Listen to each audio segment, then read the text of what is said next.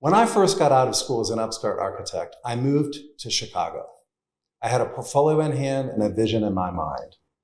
This was a city where architecture wasn't just a profession, but it was the profession.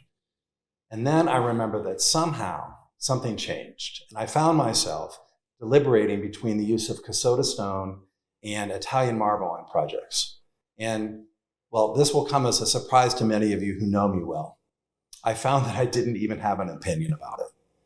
And so I left Chicago. I went back to Columbus, Ohio, to help lead a purpose-driven firm. WSA was founded with a vision for innovation, and it was and still is a collective. It's a place where designers pool knowledge and resources, and where I have practiced architecture now for over 3 decades. I'm deliberately using that word practice here. We call it practice because it isn't about perfection. It's about continuous improvement. We're never finished learning. We're constantly adapting and evolving, and our role as architects is ever changing. And it's important that we keep pace with what's needed from us. I've witnessed on countless projects how our profession can spark transformation of the environment, transformation of communities, and transformation of the human experience. And that's why I'm running for AIA President. I believe that together, we can leverage our collective knowledge and networks and our leadership to rediscover what makes our profession so essential. I want to take a moment here to talk about someone who you might have heard about in the recent AIA news. Corrine Knudsen, AIA, recently became the mayor of Eugene, Oregon. Through her initiative called Better Housing Together, she's brought community leaders to the table, repaired a fractured approval process, and expedited solutions to address a critical housing shortage in her community. And this is the architect's role that I envision, leading conversations and influencing change before the first sketch is even drawn. Imagine if we had architects across the nation seeing these issues and crises in sustainability or resilience, human wellness, and housing, and instead of simply reacting to them, they had the platform, tools, and know-how to face them head on.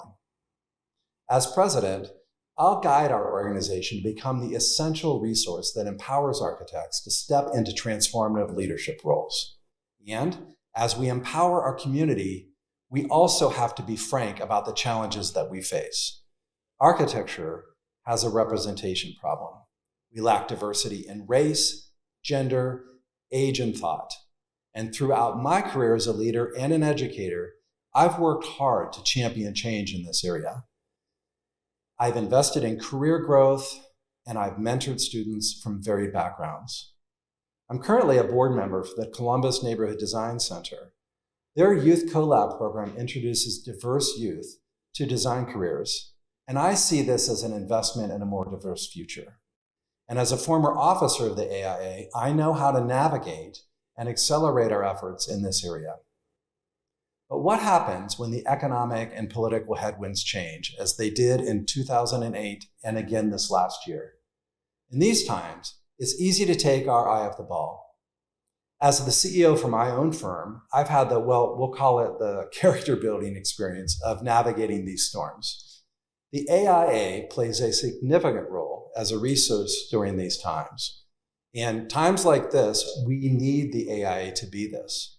As president, I'll champion practical tools for business success, leadership development, knowledge, and best practice guidelines, because this type of work supports our current and future business leaders.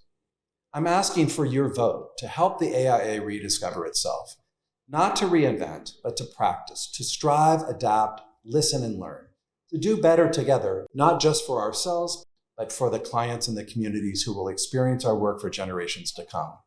When we empower architects as societal leaders, create opportunities for all, and support enterprise, we're not just improving individual careers, we're strengthening an entire profession and amplifying our impact, because that's what practice is about: continuous improvement towards the design of a more prosperous future.